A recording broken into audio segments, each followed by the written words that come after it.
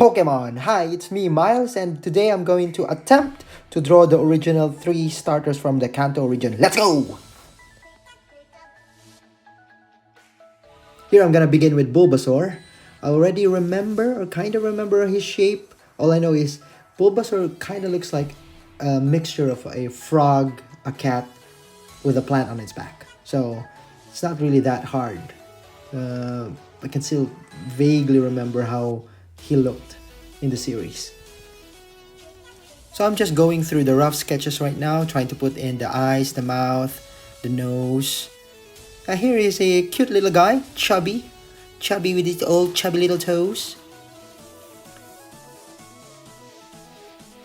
I wonder if any of you noticed that when you look at the 3 starter Pokemons from the Kanto region, Bulbasaur, Squirtle, and Charmander, they kinda represent these 3 basic colors.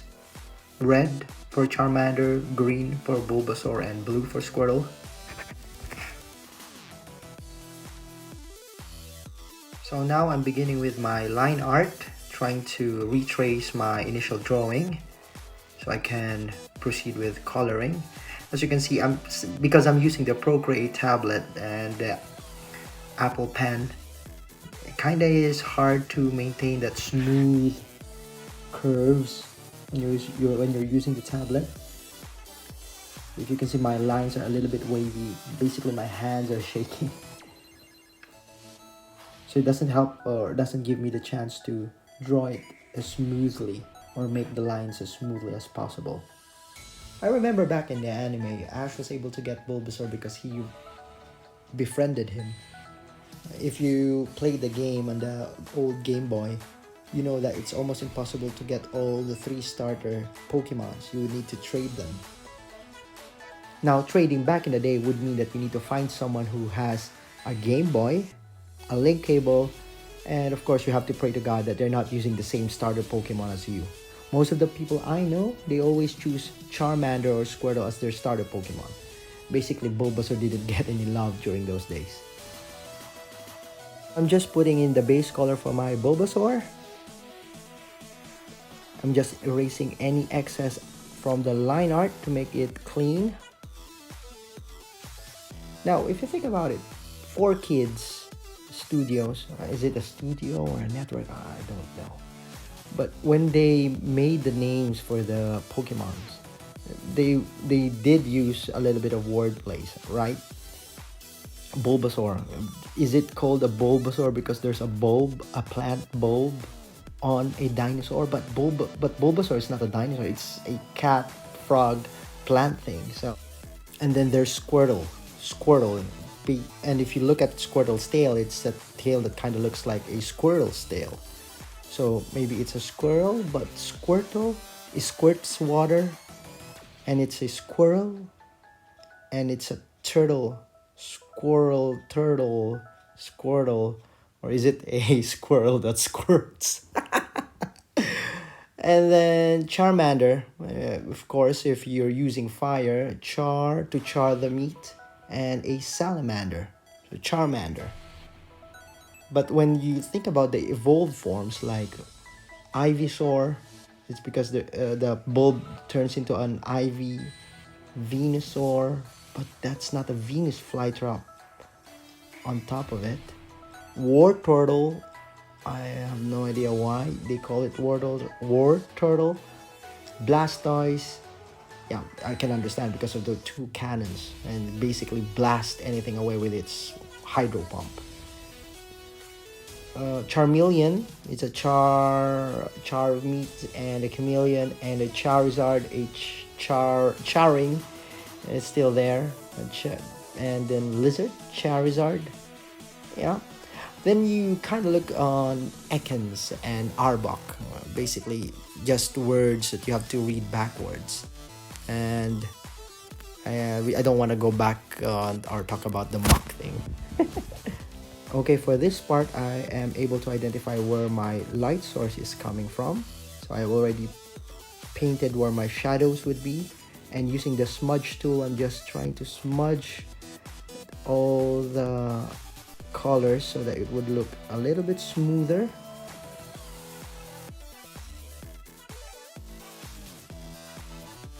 At this point, I still have no idea how to do the shadows properly on Procreate.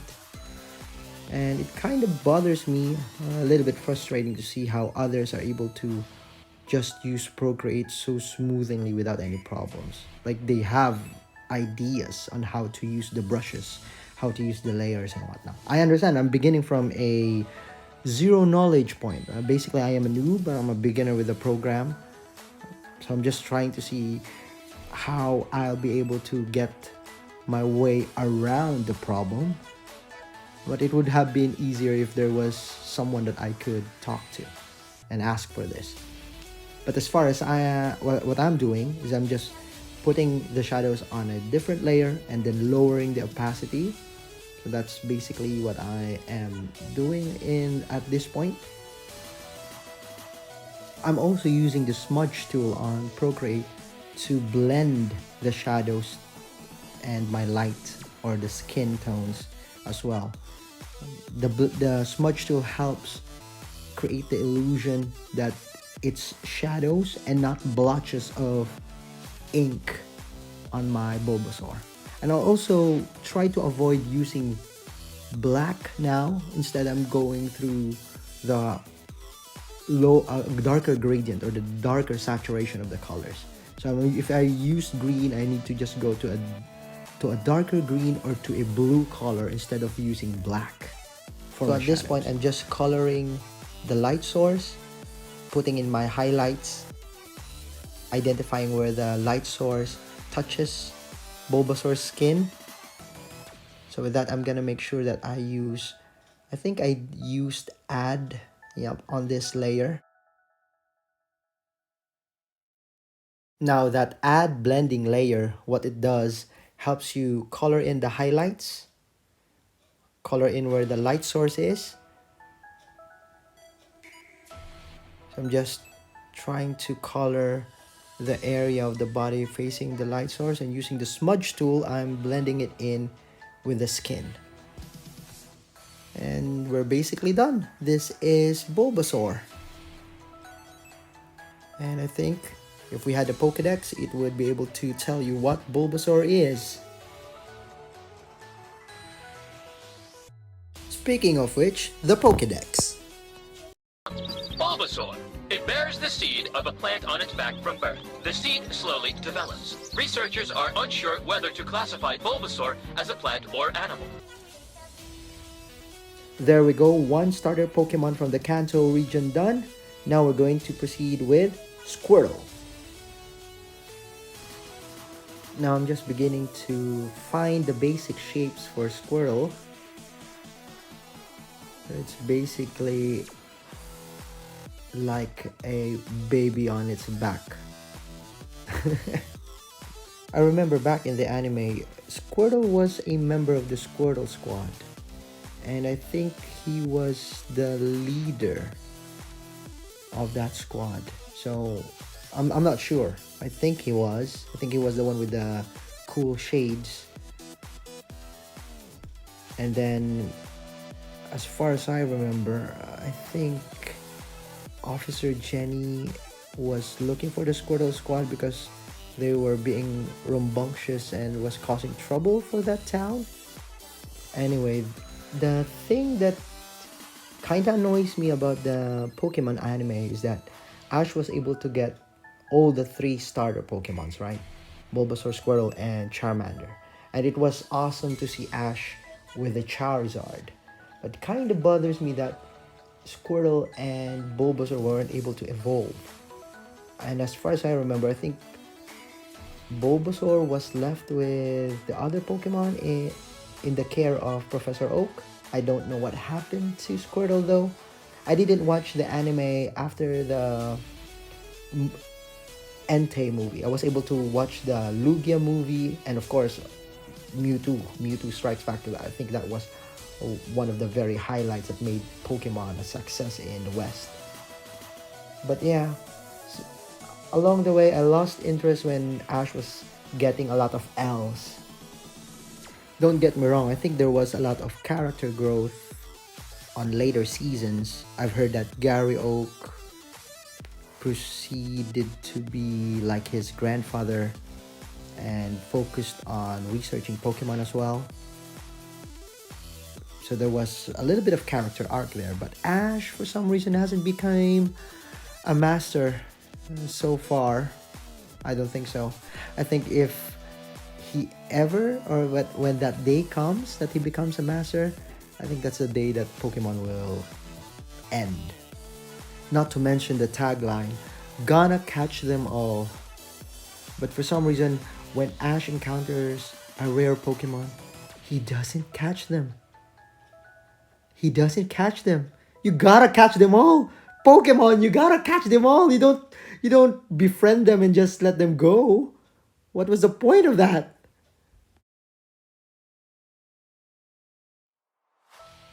The line art here was taking a little bit longer than usual. I couldn't remember Squirtle's face. And I couldn't even remember how his neck or his head connected to his turtle body. So I'm just trying to remember a few episodes in my head to help me as a guide. Squirtle! Pokédex. This tiny turtle Pokemon draws its long neck into its shell to launch incredible water attacks with amazing range and accuracy. The blasts can be quite powerful.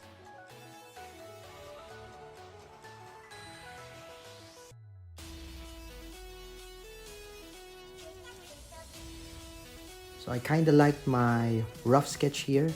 So I'm now going to proceed in creating another layer for my line art. Now going back to the anime, I don't remember if Ash was able to fight any of the Elite Four from the Kanto region.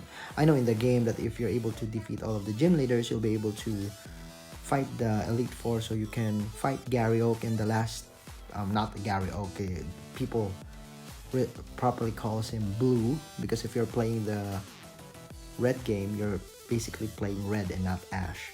But yeah, I'm not sure if in the anime if Ash was able to fight any of the Elite Fours, or maybe later on the season. I think I wasn't able to watch it. But if we're talking about the Pokemon Origin anime, ooh, that was so good. Could you imagine Ash versus Red? I'm pretty sure Red would mop the floor with Ash.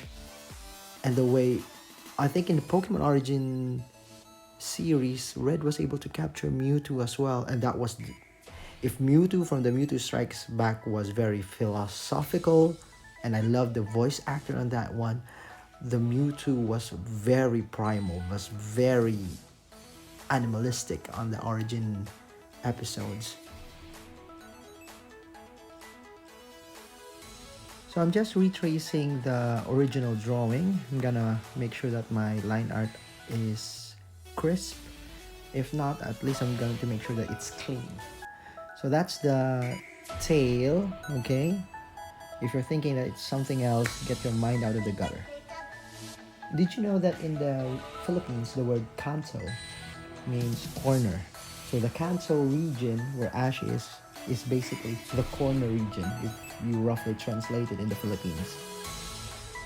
Yep, so the line art is almost done, and you can see our Squirtle is so chubby that he has no neck. Now Procreate has a tool that allows you to flip the drawn image. Now flipping the image will help you identify if there's something wrong with your original drawing or with the line art in this case. And also flipping the image will also help you identify if the pose that you have right now, for example with this one, initially I think I drew it facing the other way, right? And I found it to look a little bit better if I flip the image. So you can do that on your Procreate when you're using it. Now, to those who's wondering what's the name of the background music or the BGM, it's Route 24 by Ramstar. So if you want to listen to some awesome, do you consider this one like electric music? I'm not sure, but you can go to his YouTube site, Ramstar, Ramstar, and he has an assortment of covers.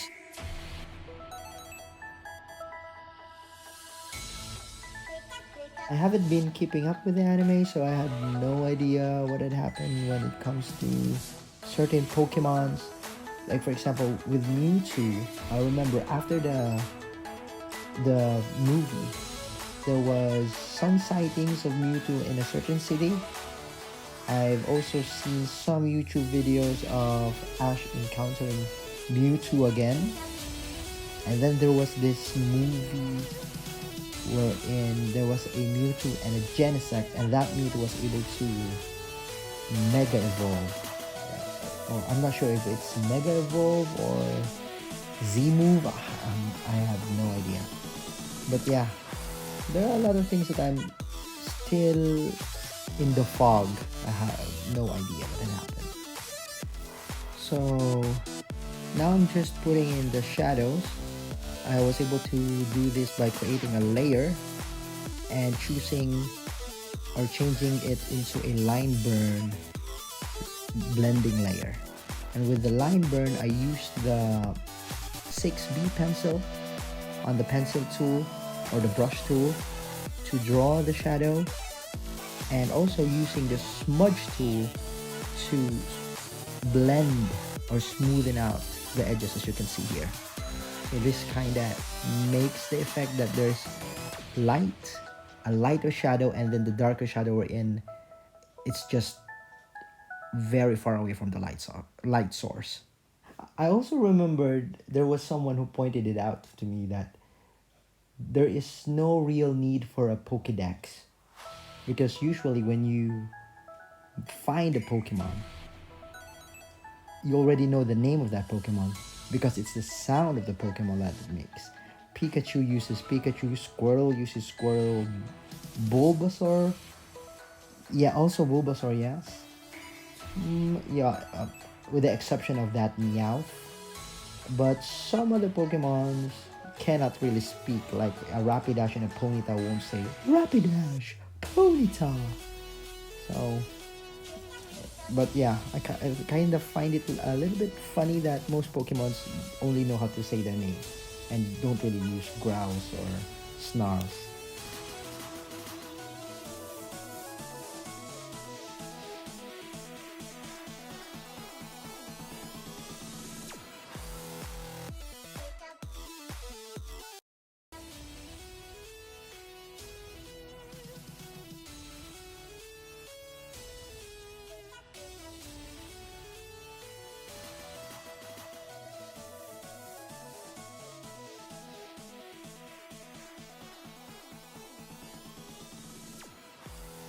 So here I'm going to proceed with Charmander.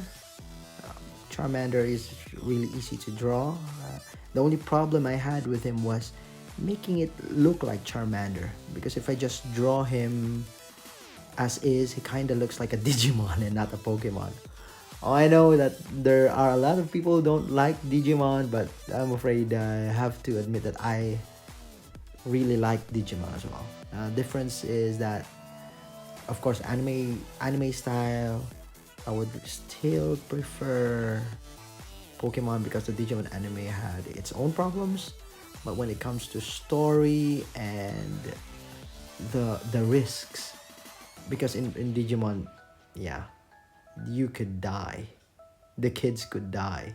Pokemon, you could just faint and lose a badge. So, but going back to Pokemon, so Charmander, I remember, I think it was in was it episode 5 or episode 3? I remember Ash was able to meet Charmander very early on the first season.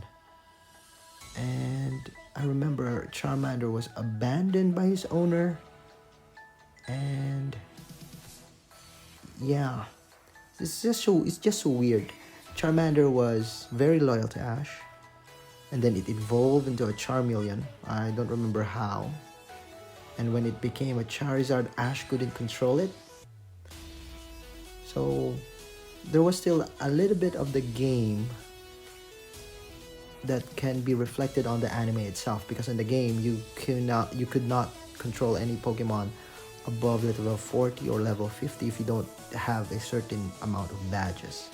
And I think Ash didn't have enough badge, henceforth cannot control Charizard. I'm not sure.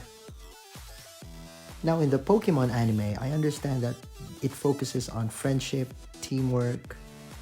So I can understand that certain decisions by Ash was made, like letting Butterfree go, letting Charizard go. But that doesn't really work with the game. You don't really capture a Pokemon and then just set it free. Usually, if you play the game, I know that you're guilty of catching a certain Pokemon, and when its purpose is no longer needed, you send it in the PC, never to see daylight again. So the game kind of denotes slavery in a way, wherein you beat up a Pokemon, you capture it, you force it to fight, and when you don't need it anymore, you put it on a on a box. So where's the friendship on that? So what I'm trying to say is, I think the proper way to play Pokemon is basically play it like you're playing a Nuzlocke, a Pokemon Nuzlocke, because in Pokemon Nuzlocke you can't restart the game, right? You capture a Pokemon, you use that Pokemon. If that Pokemon faints, it dies. So you have to make sure that you know what you're doing with the game, or basically you need to make sure that you take care of your Pokemon. You can develop a really good friendship with the Nuzlocke game, because each Pokemon that dies is a friend that we lose. And losing friends is a really hard thing, both in in games and in life. Life in general, especially in life. So for this part, I was able to kind of learn on how to manipulate the shadows and light source, so it kind of looks way better than my first attempt on drawing Bulbasaur when it comes to shadows, layers, and whatnot, and light source as well. With the light source, with the shadows, I just use a pencil tool and use the smudge tool to smoothen the edges to make the shadows.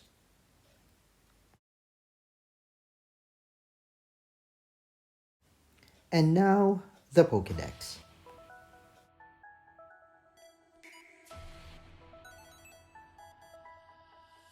Charmander. A flame burns on the tip of its tail from birth. It is said that a Charmander dies if its flame ever goes out. So we're almost done with our Charmander here. I still have no idea on how to make realistic or draw a realistic fire, so it kind of looks crappy. Now as for the light source, I've learned that if you use the add layer or add blending layer and use the 6B pencil tool, you can create this very good effect when it comes to the light source. Use the pencil, and after that use the smudge tool to smoothen the edges.